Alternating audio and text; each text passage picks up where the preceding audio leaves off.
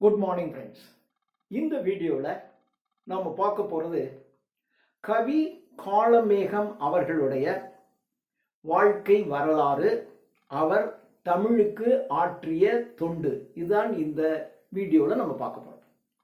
பொதுவாக தமிழ்னு இல்லை, உலகத்திலேயே எடுத்துக்கிட்டிங்கன்னா ஒரு பெரியவங்களுடைய வாழ்க்கை வரலாறை சொல்லும்போது அதில் நிறைய கற்பனையான நிகழ்ச்சிகளை உள்ள சேர்த்துருவாங்க. அதாவது அவர் இப்படி தான் இருக்கும், நம்ம மாதிரியான ஒரு வாழ்க்கை தான் வாழ்ந்திருப்பார். ஆனால் நம்ம மாதிரி ஒரு வாழ்க்கையை வாழ்ந்திருப்பார்னு சொன்னால் அவங்க ஒஸ்தியானவங்க, அது அவ்வளோ சிறப்பாக இருக்காது. அதனால கொஞ்சம் அடிக்ஷனாக கொஞ்சம் சேர்க்கறது. அது மாதிரி கவி காளமேகத்தினுடைய வாழ்க்கையிலும் நிறைய புனைக்கதைகள் சேர்க்கப்பட்டிருக்கின்றன. புனைக்கதைகள், கற்பனை நிகழ்ச்சிகள் சேர்க்கப்பட்ட ஒரு வாழ்க்கை வரலாறு தான் நமக்கு கிடைச்சிருக்கு. இப்போ அந்த வரலாறு தான் நம்ம பார்க்க போறோம். இப்போ இவர் எங்க பிறந்தார்? இவர் பிறந்தது இப்ப இருக்கிற தஞ்சை மாவட்டத்தில் இருக்கிற கும்பகோணம். இதை அதாவது இந்த பெரியவங்க அப்படின்னு சொன்னாவே, பிறந்த ஊர் அப்படின்னாவே அதுக்கு ஒரு மரியாதையா திரு என்ற ஒரு வார்த்தையை சேர்த்துக்குவாங்க. ஸோ இவர் பிறந்தது திருக்குடந்தை. திருக்குடந்தை அப்படின்னா வேற ஒன்றும் இல்லை, கும்பகோணம். இந்த கும்பகோணத்தில் இவர் பிறந்தது பிராமண குலம். பிராமணர்லேயே இந்த வடமா அப்படின்னா அதில் ஒரு பிரிவு இருக்கும். அதனால இவர் ஒரு வடமா பிராமணர் என்று ஒரு சாரர் சொல்றாங்க. ஆனா வேறு சிலர் இல்ல இவர் வடமா பிராமணர் கிடையாது, இவர் சோழிய பிராமணர் அப்படின்னு சொல்றாங்க. சோழிய பிராமணர் இப்படியும் சொல்லுவாங்க. சரி, இவருக்கு இந்த கார்மேகம் என்பது பேர். இப்போ இந்த கார்மேகம் என்ற காளமேகம் என்ற பேர் எப்படி வந்துச்சு அப்படின்னா, 108 திவ்ய தேசங்கள் அப்படின்னு இருக்கு இல்லையா? 108 திவ்ய தேசங்கள், அதாவது வைஷ்ணவர்களுடைய ஆலயங்கள்ல மிகவும் பிரசித்தி பெற்ற ஆலயங்கள் 108. இப்போ உதாரணத்திற்கு ஸ்ரீரங்கம், அது இந்த 108ல் ஒன்று வரும். இந்த மாதிரி திருப்பதி, இது மாதிரி புகழ் வாய்ந்த திருத்தலங்கள் 108. அந்த 108ல் ஒன்று திருமோகூர். திருமோகூர் திருமோகூர் இது எங்க இருக்கு அப்படின்னா பாண்டிய நாட்டில் இருக்கு. ஸோ பாண்டிய நாட்டில் உள்ள திருமோகூர் என்ற ஒரு திவ்ய ஸ்தலம். இங்க இவங்க அப்பா ஒரு பரிசாரகர். இந்த கோயில்ல, இந்த திருமோகூர் கோயில்ல ஒரு பரிசாரகராக அவங்க அப்பா இருந்தார். பரிசாரகர் அப்படின்னா அங்க இருக்கக்கூடிய ஒரு மடப்பள்ளி, அந்த கோயிலுக்குன்னு ஒரு மடம் இருக்கும் இல்லையா, அந்த மடத்துல சமையல் வேலை செய்யறவங்க, அவங்கள தான் என்ன சொல்லுவாங்க, பரிசாரகர் அப்படின்னு சொல்லுவாங்க. ஸோ அவங்க அப்பா இந்த பாண்டிய நாட்டில் இருக்கிற திருமோகூர் கோயில்ல ஒரு பரிசாரகர்.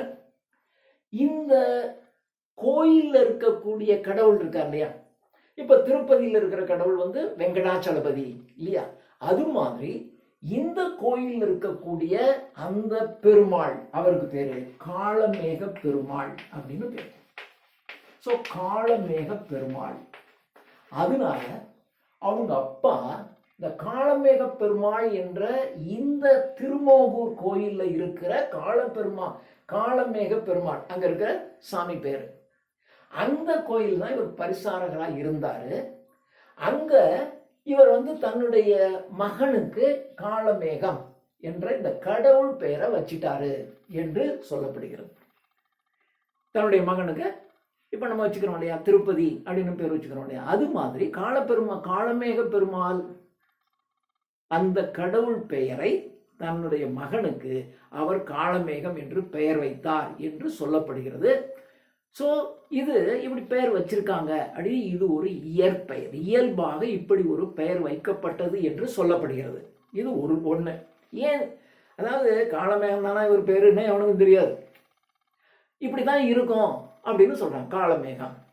இன்னொன்று, இவர் தேவி கடவுள், தேவியின் அருளினால் 4 வகை கவிகள் இல்லையா, ஆசு கவி, சித்திரக்கவி, மதுரகவி, வித்தாக வித்தாக கவிகள், வித்தார கவி, வித்தாரம். ஸோ ஆசு, ஆசு கவி, மதுரகவி, வித்தாரகவி, சித்திரக்கவி என்கின்ற 4 வகையான கவிகளிலும் கவி பாடுவதில் அப்படியே மழை மாதிரி, மழை எப்படி பெய்யுமோ அது மாதிரி இந்த 4 வகை கவிகளையும் மிகவும் சிறப்பாக பாடுகின்றவர். அதாவது கார்மேகம். கார் என்றால் கருமையான மேக கூட்டங்கள் எப்படி ஒரு பெரிய மழையை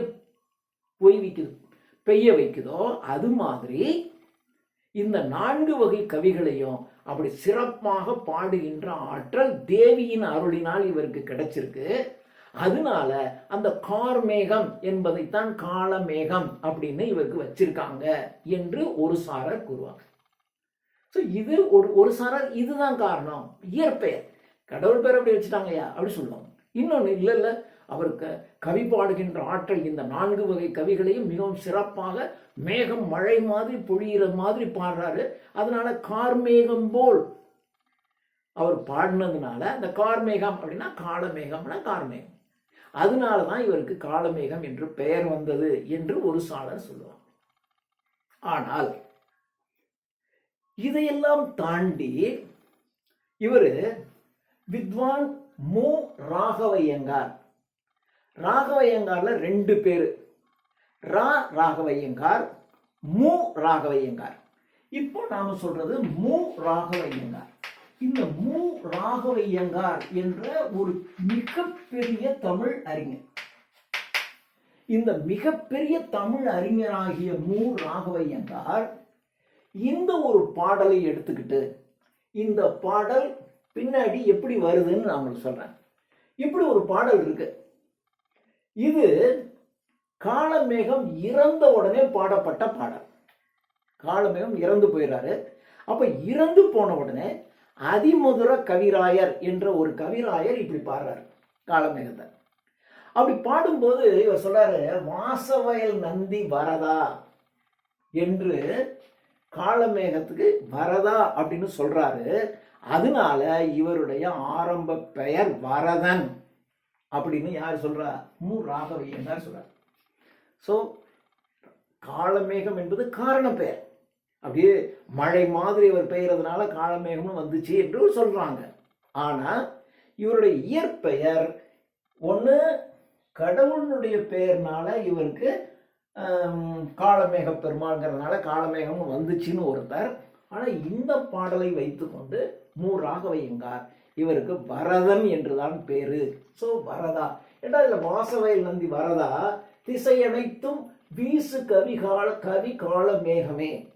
அதாவது இந்த வரதாங்கிறதான் காலமேகம் மாறிட்டாரு அப்படின்னு வரதா.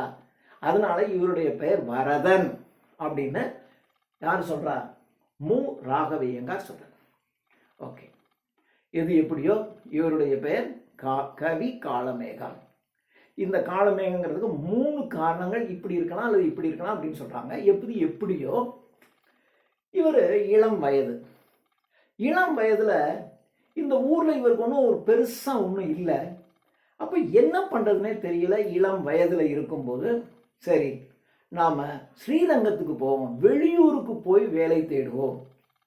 ஏன்னா தஞ்சை மாவட்டத்துல கும்பகோணம்ங்கிற ஒரு சின்ன ஊர், நாம வெளியூருக்கு போய் வேலை தேடுவோம் என்று இவர் கும்பகோணத்திலிருந்து இப்போ ஒரு 150 கிலோமீட்டர்ல இருக்கிற திருச்சிராப்பள்ளிக்கு அருகில் உள்ள ஸ்ரீரங்கம் அங்க வரார். ஸ்ரீரங்கத்துக்கு வந்து அந்த ஸ்ரீரங்க பெருமாள் இருக்கார் இல்லையா, அந்த பெருமாள் கோயில்ல இவர் வேலைக்கு சேர்றார். வேலைக்கு சேரும்போது சரி நமக்கு ஏதோ பெரிய வேலை கொடுக்க போறாங்க என்றுதான் அவர் சேர்றாரு ஸ்ரீரங்கத்து கோயில்ல. இது வைஷ்ணவ கோயில் இல்லையா, அங்க சேர்றாரு. ஆனா அங்கேயும் இவங்க அப்பா செய்த வேலையாகிய பரிசாரகர் என்ற வேலை, சமையல் வேலை, அங்க இருக்கிற மடத்துல அங்க இருக்கிறவங்களுக்கெல்லாம் சமைச்சு போடுற பரிசாரகர் வேலை தான் இவருக்கு அங்கேயும் கிடைக்குது. முதல்ல இவருக்கு வருத்தமா இருக்கு, என்னடா இப்படி இருக்கே அப்படின்னு. அப்புறம் சரி இந்த வேலையை நம்ம சிறப்பாக செய்வோம். ஏனென்றால் இப்போ தங்கிறதுக்கு இடம் ஆயிடுச்சு, சாப்பாட்டுக்கு சாப்பாடு ஆயிடுச்சு, கிடைக்கிற சம்பளம் மிச்சம். சரி பரவாயில்ல, இந்த வேலையை நாம் செய்து கொள்ளலாம் என்று அங்கேயே இருந்து அந்த வேலையை செய்து கொண்டிருக்கிறார். ஒன்று, இந்த ஸ்ரீரங்கத்தில் இருந்து ஒரு 3-4 கிலோமீட்டர் தொலைவில் இருக்கக்கூடிய ஒரு ஊர் திருவானைக்கா. திருவானைக்கா திருவானைக்கா என்ற ஒரு ஊர். இந்த திருவானைக்கா என்ற கோயில்ல இருக்கக்கூடிய கடவுள் ஜம்புகேஸ்வரர். ஜம்புகேஸ்வரர் என்றால் இது ஈசனை குறிக்கிறது. ஈசன். ஸோ இது சிவனை குறிக்கக்கூடிய சிவன் கோயில். இது சைவ கோயில். ஸோ இந்த திருவானைக்கா என்ற ஜம்புகேஸ்வரர் கோயில். இந்த திருவானைக்காவுக்கு போனீங்கன்னா அங்கே சாமி எப்படி இருக்கும்னு சொன்னால் தண்ணியில் தான் இருக்கும். நீங்கள் சாமியை வழிபடணும்னா சும்மா கணுக்கால் அளவுக்கு தண்ணீர் இருக்கும். அந்த தண்ணியில் நின்றுட்டு தான் சாமியை நீங்கள் வழிபட முடியும்.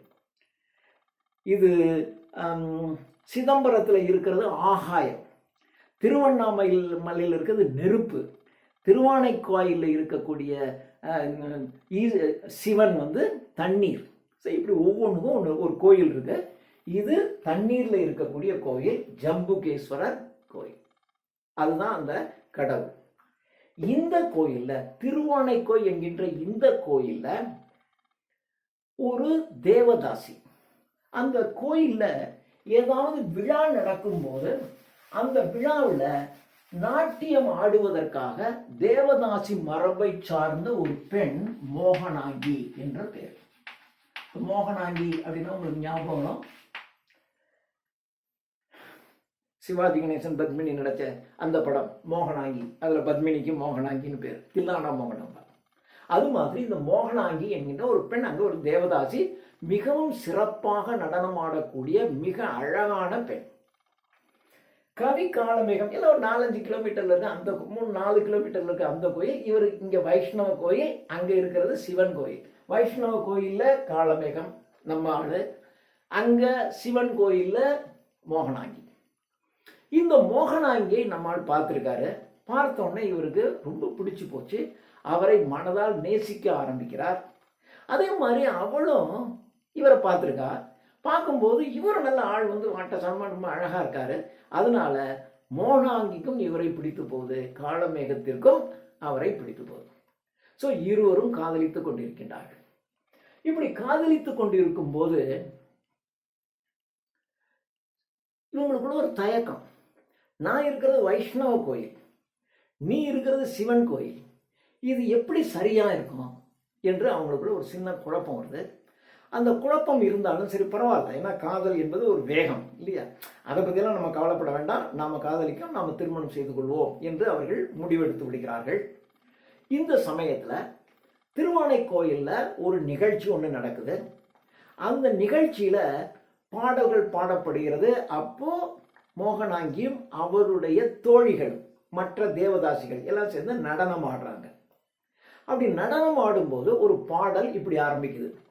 உன் கையில் பிள்ளை உனக்கே அடைக்கலம், உன் கையில் பிள்ளை உனக்கே அடைக்கலம்னு தொடங்குகின்ற ஒரு பாடல்ல ஒரு வரி, எம் கொங்கைகளின் அன்பர் தோள் சேரற்க, எம் கொங்கைகளின் அன்பர், எம் கொங்கைகளின் நின் அன்பர் தோள் சேரற்க அப்படின்னு அந்த பாடல்ல ஒரு வரி வரும். அந்த பாடல், அதாவது என்னுடைய கொங்கை, என்னுடைய மார்பானது நின்னு உன்னுடைய அன்பர்களின் தோளோட தான் சேரணும், பிறரோட சேரக்கூடாது அப்படின்னு அந்த வரி. என்னுடைய மார்பு ஒரு ஆடவனை கட்டி தழுவும் போது அந்த ஆடவன் உன்னுடைய அன்பனாக இருக்கணும், உன்னுடைய அன்பனாகிய ஒருத்தனை தான் நான் கட்டி தழுவணும் அப்படின்னு அந்த ஒரு வரி வருது. இந்த வரிக்கு மோகனாங்கியால ஆடவே முடியல.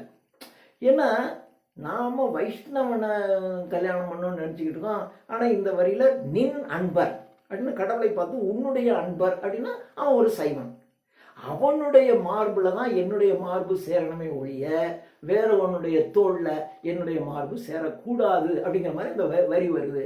அந்த வரிக்கு இவளால ஆடவே முடியல. ஆட முடியாம தடுமாறுறா. அப்போ அவளுடைய தோழிகளெல்லாம் இந்த வரியில நீ தடுமாறுற பாத்தியா அப்படின்னு எல்லாரும் சொல்லி கிண்டல் பண்றாங்க. கிண்டல் பண்ணோடனே மோகனாங்கிக்கு ரொம்ப வருத்தமா போயிடுது. தினசரி இந்த வைஷ்ணவ கோயிலிருந்து மடப்பள்ளி மூடினோடனே நம்மளால் அங்கே போவார், மோகனா இங்கே பார்க்க போவார்.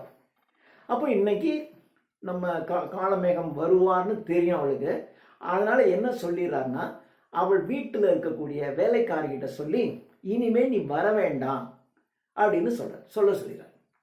ஏன் அப்படின்றதுக்கு, இது மாதிரி நீ சைவம், நான் வைஷ்ணவத்தில் இருக்கேன், என்னால் உன்னை திருமணம் செய்து கொள்ள முடியாது, இனிமேல் இன்றிலிருந்து நீ வர வேண்டாம் என்று சொல்லிட்டு அவள் வேற எங்கேயோ போயிடுறான். இவர் வீட்டுக்கு வர்றாரு. வீட்டுக்கு வந்த உடனே அந்த வேலைக்காரமாக சொல்கிறாங்க, இப்படி அம்மா சொல்லிட்டு போயிட்டாங்க அப்படின்னு. உடனே இவருக்கு வருத்தம் ஆயிடுது. வருத்தம் ஆனோடனே அப்படியே யோசிக்கிறார். யோசித்த உடனே திடீர்னு அவருக்கு ஒரு முடிவு வருது. அந்த முடிவு எடுத்த உடனே அவர் பார்த்தீங்கன்னா கம்பீரமாக அப்படி நடந்து போகிறார். நடந்து போயிட்டு அடுத்த நாள் காலையில் நேராக ஜம்புகேஸ்வரர் கோயில், திருவானைக்கா கோயிலுக்கு வர்றாரு. நான் இன்றிலிருந்து சைவன் ஆகிறேன்னு சொல்லிட்டார். இவர் வைஷ்ணவர், ஆனால் இப்போ நான் இன்னைக்கு சைவன் ஆகிறேன் அப்படின்னு சொல்கிறாரு. உடனே அந்த கோயிலில் இருக்கவங்க ஒரு அதாவது சைவனா யார் வேணாலும் இருக்கு, ஆனால் வைஷ்ணவன் சைவன் ஆகிறான்டா அப்படின்னு பிடிச்சி போடு அப்படின்னு, வைஷ்ணவன் சைவன் ஆகிறான் அப்படின்னு எஸ் அப்படின்னு சொல்லி இவரை சைவன் ஆக்குங்கிறாங்க. சைவன் ஆக்கி நல்ல உடல் முழுக்க அவருக்கு பட்டையை போட்டு அழகாக ஒரு ருத்ராட்சத்தையும் கட்டி விட்டுறாங்க. இதோட நேராக மோகனாங்கி பார்க்கிறார். பார்த்தோன்னே அவளுக்கு ரொம்ப மகிழ்ச்சி. எனக்காக அவன் வைஷ்ணவத்தை சைவத்துக்கு வந்துட்டான்டா அப்படின்னு சொல்லி அவருக்கு ரொம்ப மகிழ்ச்சி ஆயிடுது. அந்த மகிழ்ச்சியில இரண்டு பேரும் ரொம்ப மகிழ்ச்சியாக இன்புற்று காதலித்து கொண்டிருக்கின்றார்கள். இந்த சமயத்துல அங்க ஒரு ஒரு இளைஞன், அவன் தேவியின் மீது, அதாவது பார்வதி தேவி, அந்த பார்வதி தேவியின் மீது அளவு கடந்த அன்பு கொண்டவன் ஒரு இளைஞன். அவன் அந்த தேவியை வணங்கி எல்லா விதமான உபாசனைகளையும் செய்கிறான். எனக்கு நிறைந்த அறிவு வர வேண்டும், எனக்கு நிறைந்த அறிவும் புலமையும் எனக்கு வேண்டும் என்று ரொம்ப அந்த தேவியை வணங்கி உபாசனம் செய்து கொண்டிருக்கிறான். எல்லா விதமான விரதங்களையும் மேற்கொண்டு எல்லாம் சிஸ்டமேட்டிக்காக செஞ்சிட்டு இருக்கான். செஞ்ச உடனே தேவி ரொம்ப பரவாயில்ல, இவன் உண்மையாக நம்மை வழிபடுகிறான் என்று அந்த தேவி ஒரு சிறுமியின் வடிவத்தில் தேவி வர்றாங்க. தேவி இவன் அப்படியே தேவியினுடைய உபாசனையில் இருக்கான். அந்த தேவி ஒரு சிறுமியினுடைய வடிவத்தில் வர்றாங்க. அவங்க வாயில் வெத்தலை பாக்கு போட்டிருக்காங்க. வெத்தலை பாக்கு போட்டு இவங்கிட்ட வெத்தலை பாக்கு போட்டு வாயெல்லாம் நல்ல சிகப்பாக இருக்கு. அப்படி இவங்கிட்ட வர்றாங்க. இவங்கிட்ட உன்னுடைய வாயை திற, என்னுடைய அந்த வெத்தலை பாக்கு இருக்கு இல்லையா, அதை நான் உங்களுடைய வாயில் நான் துப்புறேன் அப்படின்னு சொல்கிறாங்க. உடனே அவன் என்ன நினச்சிக்கிட்டான், இந்த பொண்ணு நம்மளை நாம் இவ்வளவு சீரியஸாக நம்ம கடவுளை வழிபட்டுக்கிட்டு இருக்கோம், நம்மளை வழிபாட்டை டிஸ்டர்ப் பண்ணுறதுக்காக இப்படி ஒரு பெண் கிட்டத்தட்ட வாயில் இருக்கக்கூடிய எச்சில் இன்னொருத்தனுக்கு கொடுக்குறதுங்கிற கிஸ் பண்ணுற மாதிரி தானே. உடனே அவன் என்னுடைய உபாசனையை நீ கெடுக்க பார்க்கிறாய், நீ இங்கேருந்து போயிடு அப்படின்னு விரட்டி விட்டுறான். உண்மையிலேயே அப்போ தேவி, அந்த கடவுள், சரி இன்னும் அவனுக்கு அந்த பக்குவம் வரலை, அந்த அந்த மனப்பக்குவம் இன்னும் அவனுக்கு வரலை என்று சொல்லி அந்த அம்மா கடவுள் திரும்பவும் தன்னுடைய கோயிலுக்கு போய்கிட்டு இருக்காங்க. சின்ன பொண்ணு போய்கிட்டு இருக்கு. இந்த சமயத்தில் நம்ம காளமேகம் இப்போ சைவ மதத்திற்கு வந்து விட்டார். மோகனாங்கி சைவம். அப்போ மோகனாங்கி சொல்கிறாங்கல்ல, இன்னைக்கு எனக்கு கோயிலில் ஒரு முக்கியமான நிகழ்வு இருக்குது, அந்த நிகழ்வை முடிச்சுட்டு நான் வர்றேன், நீ இந்த கோயிலில் எனக்காக காத்துரு, நான் வந்தோடனே நம்ம ரெண்டு பேரும் சேர்ந்து வீட்டுக்கு போகலாம் அப்படின்னு சொல்லிடுறாங்க. உடனே நம்ம காளமேகம் என்ன செய்கிறாருன்னா, அந்த கோயிலில் போய் அந்த தேவியின் கோயிலில் போய் உட்காந்துருக்காரு. கொஞ்ச நேரம் ஆயிடுச்சு, இவருக்கு தூக்கம் வந்துருச்சு. தூக்கம் வந்தோடனே கோயிலில் தூங்கிட்டாரு. இந்த மோகனாங்கி தன்னுடைய பணியை முடித்து விட்டு அவங்க வர்றாங்க. வரும்போது பார்த்தா அங்கே காளமேகம் தான் காணோம். என்ன காணோம் அப்படின்ட்டு அவங்க போயிடுறாங்க. சரி இது போயிட்டான் போல இருக்கு அப்படின்னு போயிடுறாங்க. கோயிலும் பூட்டப்பட்டுருது. நம்ம ஆளு கோயிலுக்குள்ளே இருக்காரு. இப்போ கடவுள் அந்த சிறுமி உள்ளே வர்றாங்க. உள்ளே வந்தோடனே அந்த வாயில் இன்னும் அந்த வெத்தலை பாக்கு போட்டது அப்படி இருக்குது. தாம்பூலம்னு சொல்கிறோம் இல்லையா, தாம்பூலம் அது இருக்குது. கவி காலமேகம் உறங்கி கொண்டிருக்கிறார். நேரம் அவர்கிட்ட போய், உன் வாயை திற, நான் என்னுடைய தாம்பூலத்தை நான் உன் வாயில் உமிழ்கிறேன் அப்படின்னு சொல்றாங்க. இவரும் வாயை திறந்துறாரு. வாயை திறந்த உடனே அந்த சிறுமியானவள் தன்னுடைய வாயில் இருக்கின்ற தாம்பூலத்தை இவருடைய வாயில் உமிழ்கிறாள். உமிழ்ந்துட்டு அந்த அந்த தேவி மறைஞ்சிறாங்க. இவருக்கு திடீர்னு ஏதோ ஒரு உடல்ல மிகப்பெரிய ஒரு மாற்றம் ஏற்பட்டதை உணர்கிறார். திடீர்னு பார்த்தீங்கன்னா அவர் பாட்டு பாடுறாரு, மிக மகிழ்ச்சியாக. அப்படியே பாட்டு மிக அருமையாக பாட்டு வருது. இந்த சமயத்துல இவர் எழுதின ஒரு பாட்டு திருவானைக்கா உலா, அந்த கடவுள் மீது மிக சிறப்பாக ஒரு பாட்டை பாடுகிறார். அவருக்கு அவ்வளோ சந்தோஷம் ஆயிடுது. அடுத்த நாள் மோகனாங்கிட்ட வராரு. மோகனாங்கிட்ட இந்த மாதிரி எனக்கு நடந்து போச்சு அப்படின்னு சொல்றார். என்ன நடந்ததுங்கிற சொல்லி அவர் தன்னுடைய பாடுகின்ற திறனை எல்லாம் காட்டுறாரு. பாடுகின்ற திறனை எல்லாம் காட்டினோடனே மோகனாங்கி ரொம்ப அதிசயித்து போறாங்க. அப்போ அவர் திருவானைக்கா என்கின்ற இந்த கோயிலின் மீது பாடிய ஒரு புத்தகம் திருவானைக்கா உலா என்ற ஒரு புத்தகம். இது பிரிண்ட்ல இருக்கு, கிடைக்கும். திருவானைக்கா உலா, கவி காலமேகம் எழுதுனது. இப்பதான் எழுதுகிறார். அதுக்கப்புறம் இவர் என்ன பண்ணாருன்னா, ரெண்டு பேரும் ரொம்ப மகிழ்ச்சியாக இருக்காங்க. ஏன்னா இவர் மிகப்பெரிய கவிஞர் ஆயிட்டார். ஆசு கவி, முதல்ல சொன்னேன், ஆசு கவி, வித்தார கவி, மதுர கவி, சித்திர கவி என்கின்ற 4 வகை கவிகளிலும் பாடக்கூடிய திறன் படைத்தவராக இப்போதான் இவர் கவிஞராக மாறுகிறார். அப்புறம் அங்கங்க நிறைய போய் இவருடைய புகழ் அப்படியே பரவுது. இவருடைய புகழ் அப்படியே பரவிக்கிட்டு இருக்கும்போது ஒரு சமயத்துல தஞ்சை மாவட்டத்துல, இப்ப இவர் தஞ்சை மாவட்டத்தில் கும்பகோணத்தில் பிறந்தவர் இல்லையா? தஞ்சை மாவட்டத்தில் இருக்கக்கூடியது நாகப்பட்டினம்.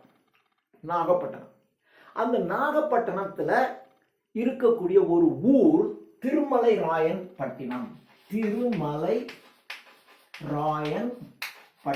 என்கின்ற ஒரு ஊர். இந்த ஊரை திருமலை ராயன் என்கின்ற ஒரு அரசர் ஆண்டு கொண்டிருக்கிறார். சோ இது எங்க இருக்கு? தஞ்சை மாவட்டத்தில் இருக்கிற நாகப்பட்டினத்துக்கு பக்கத்தில் இருக்கிற ஒரு ஊர் திருமலை ராயன் பட்டினம். இது ஒரு ஊர். இதை திருமலை ராயன் என்கின்ற ஒரு அரசர் ஆண்டு கொண்டிருக்கிறார். இவர் ஒரு சின்ன அரசர் தான். ஆனா இவர் விஜயநகர பேரரசுக்கு கீழே அவங்களுக்கு கப்பம் கட்டி கொண்டு இவருடைய ஆட்சி நடந்து கொண்டிருக்கிறது. 1455 68 வரையிலும், 1455 1468 வரையிலும் திருமலை ராயன் பட்டினத்தை ஆட்சி செய்து கொண்டிருக்கிறார்.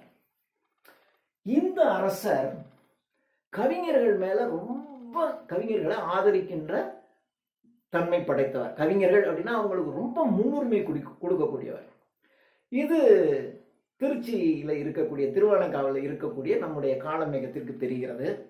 இந்த சமயம் நாகப்பட்டினம் கடற்கரை, அங்க முத்து குளித்தல் வேலை அப்பதான் நடக்குது. அது முத்து குளித்தல் அப்படிங்கிறது ஒரு குறிப்பிட்ட காலத்துல தான் நடக்கும். அந்த காலத்துல தான் நீங்க மூச்சு அடக்கி கடலுக்குள்ள போய் முத்து எடுத்துட்டு வந்தீங்கன்னா அப்பதான் உங்களுக்கு முத்து கிடைக்கும். அப்பதான் நல்ல முதிர்ந்த முத்து கிடைக்கும். எல்லா காலங்களையும் கிடைக்காது. ஸோ இது முத்து குளிக்கின்ற காலம். இப்போ நாகப்பட்டினத்துல அந்த முத்து குளிக்கின்ற காலமா இருக்கிறதுனால அங்க இருக்கிற ஒரு வியாபாரி இங்க வரார். இந்த மாதிரி நிறைய முத்துக்களை எல்லாம் காட்டி, இதெல்லாம் நாகப்பட்டினத்துல கிடைக்குது, இப்ப முத்து குளித்தல் சீசன் இங்க நடக்குது அப்படின்னு சொல்லி அந்த முத்துக்களை எல்லாம் காட்டுறாரு மோகனாங்கிட்ட. பெண்களுக்கு இந்த மாதிரி ஒரு விலை உயர்ந்த கற்கள் இவைகள் மேல ஒரு ஆசை இருக்கும் இல்லையா? அப்போ அந்த முத்தின் மீது இவருக்கு ரொம்ப ஆசை வருது. இப்போ முத்து குளித்தல் சீசன். அங்க இருக்கக்கூடிய திருமலை ராயன் பட்டினத்தில் இருக்கக்கூடிய அரசன் கவிஞர்களை ரொம்பவும் மதிக்கக்கூடியவன். அதனால மோகனாங்கி நம்முடைய காலமேகத்துக்கிட்ட சொல்றாரு, நீ போய் எனக்கு திருமலை ராயன் பட்டினத்துக்கு போ, அங்க திருமலை ராயன் அரசர்கிட்ட உன்னுடைய திறமையெல்லாம் காட்டி பரிசாக அங்கிருந்து எனக்கு ஒரு மாலை செய்வதற்கு தேவையான முத்துக்களை எனக்கு பெற்று தருவாயா என்று கேட்கிறார். கேட்டவுடனே இவருக்கு ரொம்ப சந்தோஷம். என்னுடைய மனைவி கேட்கிறா அப்படின்னு சொல்லிட்டு நான் உடனே போறேன் அப்படின்னு இவர் திருச்சியிலிருந்து நாகப்பட்டினம் போறாரு. நாகப்பட்டினம் போய் அங்க பார்க்க போறார். திருமலை ராயன் பட்டினத்துக்கு போறார். அந்த திருமலைராயன் பட்டினத்துக்குள்ள போகும்போது அங்கே இருக்கிற வீடுகள்லாம் பார்க்கலாம், மிக பிரம்மாண்டமான வீடுகளாக இருக்குது. நல்ல பெரிய பெரிய வீடுகள், நல்ல வசதியாக இருக்குது. தெருக்கள் எல்லாம் அகலமான தெருக்களாக இருக்கு. அப்படியே வியந்து பார்த்து கொண்டிருக்கிறார். பார்த்து கொண்டிருக்கும் போது அந்த ஊர்ல அரசர் மிகவும் புலவர்களை ரொம்ப நேசிக்கக்கூடியவர் இல்லையா? சிறந்த புலவர்களாக இருந்தால் அவர் தன்னோட வச்சுக்குவார். அது மாதிரி இவர் 64 தண்டிகை புலவர்களை வைத்திருக்கிறார். 64 தண்டிகை புலவர்கள். தண்டிகை அப்படின்னு சொன்னா பல்லக்கு அப்படின்னு அர்த்தம். பேலங்கின் அப்படின்னு இங்கிலீஷ்ல சொல்லுவோம், தமிழ்ல பல்லக்கு. ஸோ தண்டிகை புலவர்கள் அப்படின்னா பல்லக்கில் வரக்கூடிய புலவர்கள் அர்த்தம். ஏன்னா அரசர் மிக சிறந்த 64 புலவர்களை தேர்ந்தெடுத்து தன்னுடைய அரச சபையில் வச்சிருக்கிறார் திருமலைராயன். அந்த 64 புலவர்களுக்கும் அவர் 64 பல்லக்கு கொடுத்துருக்காரு. பல்லக்கு கொடுத்து அவங்க அவங்க வீட்டுக்கு பல்லக்கில் தான் போகணும். அங்கிருந்து அரச சபைக்கு வரும்போது பல்லக்கில் தான் வரணும். அந்த பல்லக்கில் தான் இவங்க 64 பேரும் போறது வர்றதுனால இவங்க 64 பேருக்கும் தண்டிகை புலவர்கள் அப்படின்னு பேர். இந்த தண்டிகை புலவர்கள்ல தலைமையாக இருக்கக்கூடியவர் அதிமதுர கவிராயர். அதிமதுர கவிராயர் இவர் தான் தலைமை புலவர். அதிமதுர கவிராயர் தலைமை புலவர். இந்த அதிமதுர இப்போ இந்த 64 புலவர்களும் அவர்கள் தங்கி இருக்கின்ற இடத்திலிருந்து அரசரை பார்க்க அரச சபைக்கு போயிட்டு இருக்காங்க. அப்போ 64 பல்லக்குகளும் வந்துகிட்டு இருக்கு. அந்த 64 பல்லக்குகளும் வந்துகிட்டு இருக்கும் போது இது மாதிரி பின்னாடி வருது அப்படிங்கிறத முன்னாடி ஒருத்தன் சொல்லிக்கிட்டே போவான். அவனுக்கு பேர் கட்டியக்காரன் அப்படின்னு பேர்.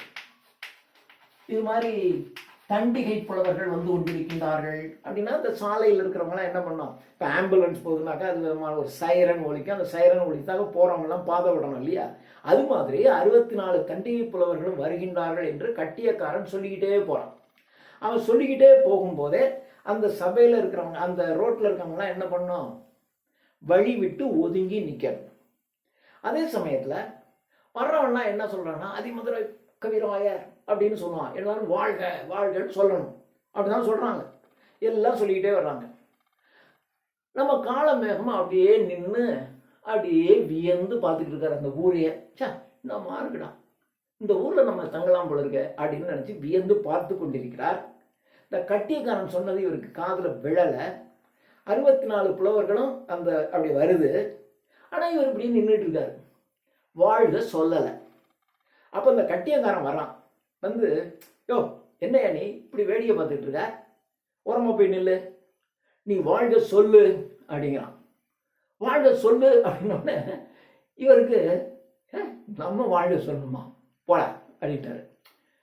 சொல்ல மாட்டேன் அப்படின்னு சொல்லிட்டாரு. அப்போ சொல்ல மாட்டேன் அப்படின்னு சொல்லிடுறாரு. அதனால அது சொல்ல மாட்டேன் அப்படிங்கிற மாதிரி சொல்றாரு. சொல்ல மாட்டேன்னு சொல்ல உடனே அவர் அதற்கு ஒரு பாட்டு ஒன்று சொல்றாரு. பாட்டு ஒன்று சொல்லி இவனெல்லாமா நான் பாடணும், இவனுக்கெல்லாமா நான் வாழ்க சொல்லணும் அப்படிங்கிற மாதிரி இன்சல்ட் பண்ற மாதிரி ஒரு பாட்டு ஒன்று பாடிடுறாரு. பாட்டை பாடணும்னு இதை அப்படியே போய் அவன் என்ன பண்றான்னா இந்த அதிமதுர கவிராயர்கிட்ட போய் அவன் சொல்றான். அதிமதுர கவிராயர் தான் தலைமை புலவர். அதுக்கு பின்னாடி 63 பேர் வந்துட்டு இருக்காங்க. 64 இது பல்லக்கு வந்துட்டு இருக்கு. சொன்ன உடனே அவருக்கு கோவம் வந்துடுது. கோவம் வந்தோடனே நேராக 64 பல்லக்கம் அரச சபைக்கு போகுது. அரச சபைக்கு போனோடனே அரசர்கிட்ட திருமலைராயன் கிட்ட நம்முடைய அதிமதுர கவிராயர் என்ன நடந்துச்சுன்னு சொல்றாரு. சொன்ன உடனே நம்ம திருமலைராயருக்கும் கோவம் வந்துடுது. கோவம் வந்து அவனை இழுத்துடுவாங்கடா அப்படின்னு தன்னுடைய சேவகர்களை அனுப்புறாரு. அவனை கட்டி இழுத்துடுவா அப்படிங்கிற மாதிரி சொல்றாங்க. உடனே இவர் போறாரு, சேவகர்கள் போறாங்க.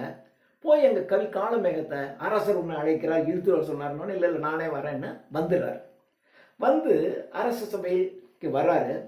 ஆனால் அரச சபையில் 64 கவிஞர்களும் அவங்களுக்கு அருமையான பீடம் கொடுக்கப்பட்டிருக்கு, அதில் அமர்ந்திருக்கின்றார்கள். அரசர் ஒரு சிம்மாசனத்தில் அமர்ந்திருக்கிறார். இவரை உட்கார கூட சொல்ல, இவன் அரசரை பார்த்து பாடி பரிசு வாங்கிட்டு போகணுன்னு தான் வந்திருக்கான். ஆனால் உட்கார கூட சொல்லலை. கவிஞர்னா மிகப்பெரிய மரியாதை கொடுப்பாங்கன்னு சொன்னாங்க. என்ன இவன் இப்படி மரியாதையை கொடுக்கலையே அப்படின்னு நினச்சிக்கிட்டு உடனே இவர் கடவுளை வழிபடுகிறார். கடவுளை வழிபட்ட உடனே அரசனுக்கு பக்கத்திலேயே ஒரு சிம்மாசனம், அரச சிம்மாசனம் விட கொஞ்சம் உயரமா அப்படி ஒன்று வளருது. இதான் நான் உங்களுக்கு ஆரம்பத்திலே சொன்னேன். இந்த மாதிரி புனைக்கதைகள், கற்பனை நிகழ்ச்சிகள்லாம் வாழ்க்கைக்குள்ள சேர்த்துருப்பாங்க. இப்படி நடந்துச்சா இல்லையாங்கிறது அப்படி அப்போதான் காலமேகத்தினுடைய புலவருக்கு பெருமை வரணும்ல, அது சொல்லுவான். அப்படி வளருது. வளர்ந்த உடனே எல்லாரும் ஆச்சரியப்பட்டுக்கிட்டான். டேங்கப்பா, இவன் கடவுளினுடைய அருள் பெற்றவன் அப்படின்னு சொல்றான். அருள் பெற்றவன அரசர் கேட்கிறாரு, உனக்கு என்ன வேணும் அப்படின்னோடனே, நான் இந்த மாதிரி ஒரு கவிஞன் அப்படின்னு சொன்னான். கவிஞன்னு சொன்னோடனே, கவிஞனா, உனக்கு கவி பாட தெரியுமா அப்படின்னு கேட்கிறார். உடனே இவர் என்ன சொல்றன்னா, இம்மென்னும் 700 800 அம்மென்றால் 1000 அப்படின்னு சொல்லுறதுமே நான் ஒரு 700 800 பாடிடுவேன்.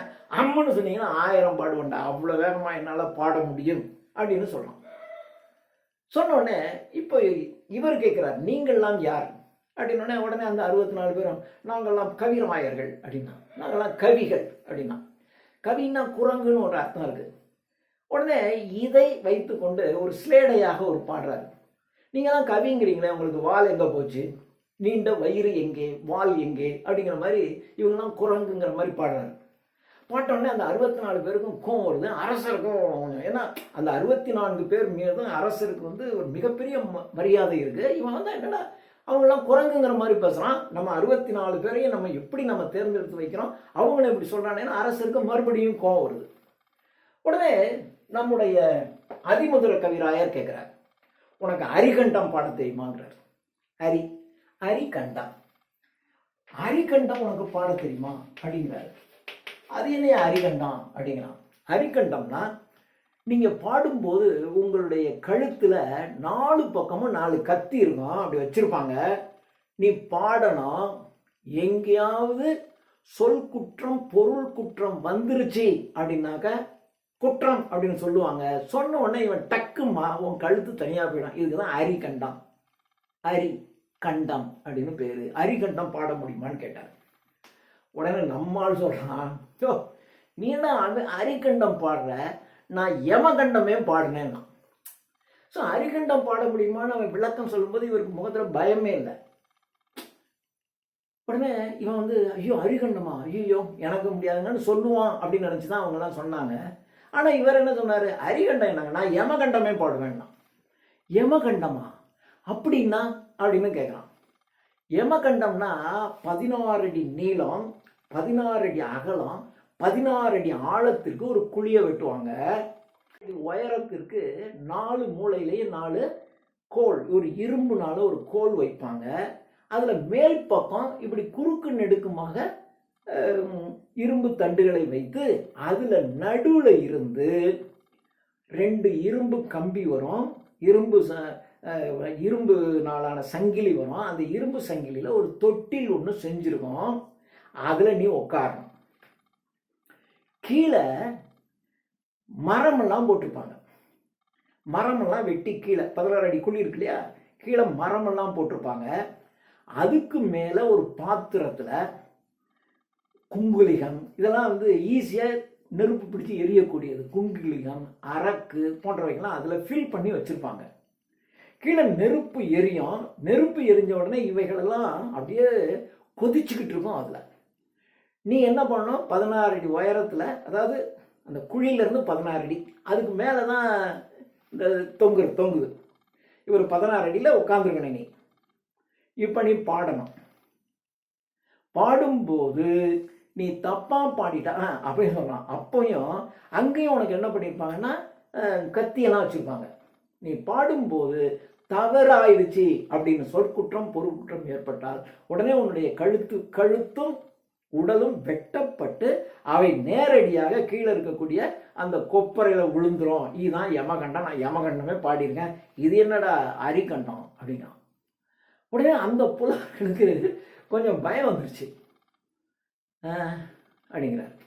உடனே சரி, அப்போ நீ பெரிய கவிஞன்னு சொல்றிய, இதெல்லாம் பாடிடுவேன்னு சொல்றிய அப்படின்னா உனக்கு ஒரு போட்டி வைக்கணும் அப்படின்னு சொல்றாங்க. உடனே காலமேகனும் சரின்னு ஒத்துக்கிறாரு. அப்போ இந்த நாள் இத்தனாம் தேதி இந்த கிழமையில ஒரு போட்டி நடக்க போகுது அப்படின்னு அறிவிக்கிறாங்க. அப்போ மக்கள்லாம் வர்றாங்க. மக்கள்லாம் வந்து அவங்க எதை பற்றி பாட சொல்கிறாங்களோ அப்படியே பாடணும், அதான் போட்டி. காலமேகம் உட்கார்ந்துருக்காரு. வர்றவன்லாம் அதை பற்றி பாடு இதை பற்றி பாடுன்னு சொல்கிறான். கவிஞர்களும் சொல்கிறாங்க, வர்றவன் போகிறவன்லாம் சொல்கிறான், எல்லாத்தையும் பாடுறேன். ஒருத்தன் வந்து செருப்புன்னு ஆரம்பித்து விளக்கமாறுன்னு முடியணும், ஒரு பாட்டு பாடுங்கிறான், பாடுறாரு. செருப்புன்னு ஆரம்பிக்கணும், விளக்கமாறுன்னு முடியணும், பாடுறா அப்படின்னா பாடுறாரு. இதுதான் அவருடைய தனிப்பாடல்கள். பூரா 218 தனிப்பாடல்கள் இருக்கு. இப்படி பாடல்கள் தான் எல்லாத்தையும் பாடுறாரு. எல்லாம் பாடணுன்னே அசந்து போயிட்டான் எல்லாரும். முடிஞ்சிருச்சு, மிக சிறப்பாக பாடினாரு. ஆனாலும் அரசருக்கு இவனை பிடிக்கல.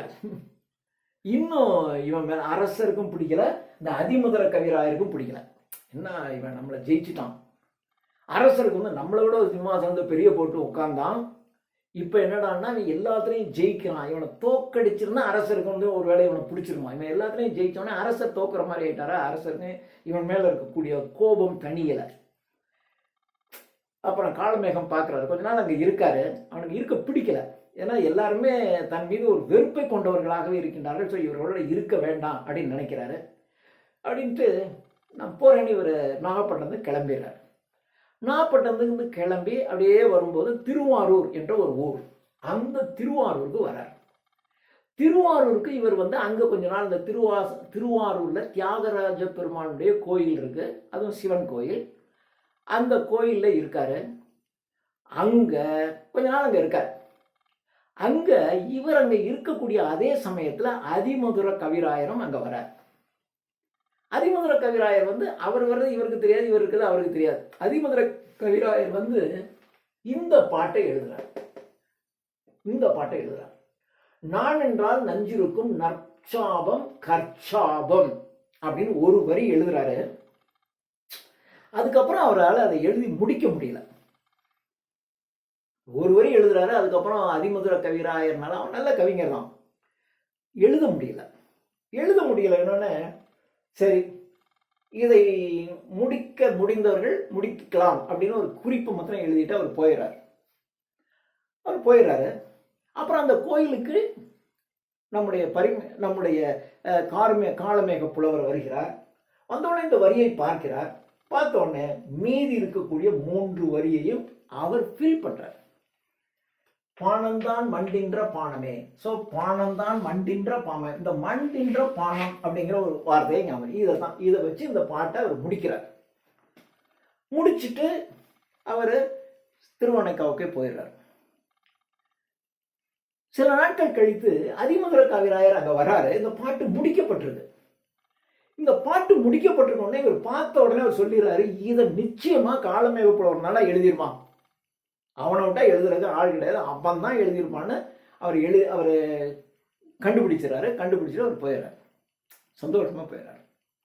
இப்போ திருவானைக்கா போகிறார். அவர் போன உடனே இது மாதிரி சொல்றாரு, நடந்ததெல்லாம் தன்னுடைய மோகனாங்கிட்ட சொல்றாரு. சொல்லிட்டு உனக்கு இந்த மாதிரி முத்து என்னால் கொண்டு வர முடியலைன்னு சொல்றாரு. இருந்தாலும் அவளுக்கு ரொம்ப சந்தோஷமா இருக்கு. நீங்க வந்து அவ்வளவு பெரிய ஆட்கள் முன்னாடி நீங்க மிகச்சிறப்பாக உங்களுடைய செஞ்சிருக்கீங்க, எனக்கு ரொம்ப சந்தோஷமா இருக்குன்னு அவர் சொல்றாங்க. 2 பேரும் ரொம்ப மகிழ்ச்சியாக அங்கே இருக்காங்க, திருவானைக்காவில் இருக்காங்க. இப்படி இவருக்கு வயசாகுது. இந்த வயது முதிர்ந்த காரணத்தில் அந்த வயது முதிர்ச்சியில அப்படி இறந்துறார். ஓகே, இவர் இறந்த உடனே இப்போ அதிமதுர கவிராயருக்கு தெரியுது. அதிமதுர கவிராயருக்கு தெரிஞ்சு உடனே அவரு தான் என்ன பண்றாருன்னா இதை பாடுறார். அதிமதுரம் என்றே அகிலம் அறிய துதிமதுர மாயெடுத்து சொல்லும் புதுமை என்ன இது இல்லை, இந்த பாட்டு இதுதான் ஆரம்பத்தில் சொன்னேன் இல்லையா, இந்த பாட்டை தான் இவர் இறந்ததற்கு பின்னர் திருமலை அந்த அதிமதுர கவிராயர் பாடுகிறார். வாச வயல் நந்தி வரதா திசையனைத்தும் வீசு கவி காலமேகமே அப்படின்னு சொல்லி இவனை வரதான்னு சொன்னதுனாலதான் இவருக்கு வரதன் என்று பேருன்னு நான் முதல்ல சொன்னேன் இல்லையா. இந்த பாட்டை அதிமதுர கவிராயர் இவர் இறந்ததுக்கு அப்புறம் பாடின பாட்டு. இதை வச்சுக்கிட்டு தான் ராகவையங்கார் இவனுக்கு வரதன் தான் இயற்பெயர் இருந்திருக்க வேண்டும் என்று சொல்லுகிறார். ஸோ கவிய காலமேகமே அப்படின்னு சொல்லிட்டு இந்த மாதிரி சொல்றார். அதில் தான் சொல்றாரு, மண் தின்ற பானம் என்ற வாய் அப்படின்னு முடிக்கிறார். மண் தின்ற பானம் என்று சொல்லிய வாய் அப்படின்னு இந்த இடத்துல சொல்றாரு. அந்த மண் தின்ற பானமேனு இவன் கவிதை முடிச்சான் இல்லையா, இந்த மாதிரி மண் தின்ற பானம்னு இந்த வாய் தான் சொல்லுச்சு, இந்த வாய் இப்போ இறந்து போச்சே வரதா அப்படின்னு சொல்றாரு. ஸோ இந்த பாட்டை நீங்க இப்பதான் ஞாபகம் வச்சுக்கணும். அப்படி சொன்ன உடனே இதை வைத்துக்கொண்டா நம்ம வரதா என்று சொல்லுகிறார்.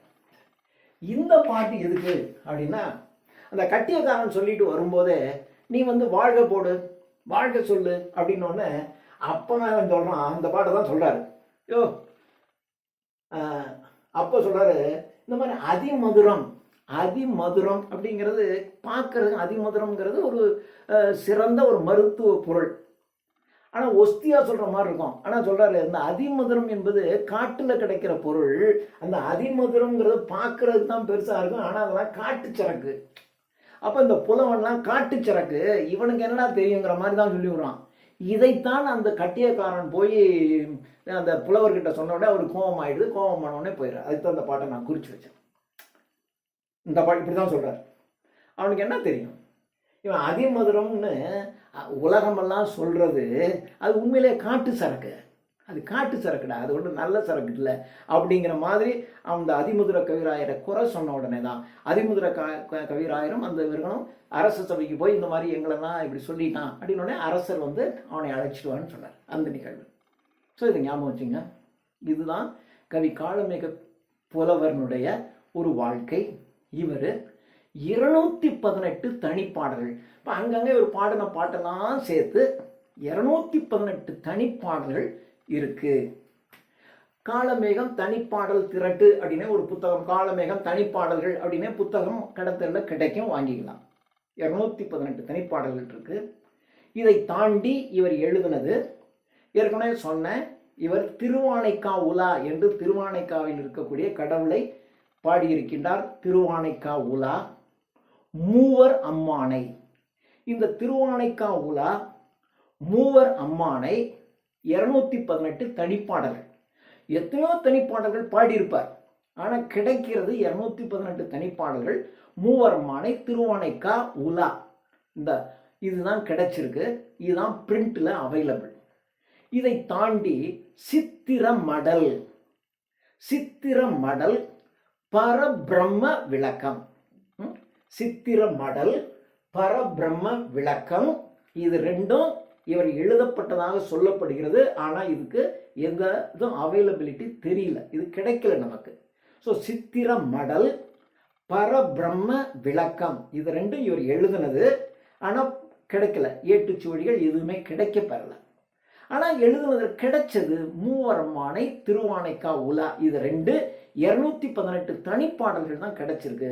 இது நமக்கு பிரிண்ட்ல அவைலபிள். நிறைய தனிப்பாடல்கள் பாடியிருப்பார், ஆனால் நமக்கு கிடைச்சது 218. இந்த 2 புத்தகம் தான், வேற எதுவும் கிடைக்கல. இதுதான் இவர் தமிழுக்கு இயற்றிய ஆற்றிய தொண்டு, இவருடைய வாழ்க்கை வரலாறு. தேங்க்யூ.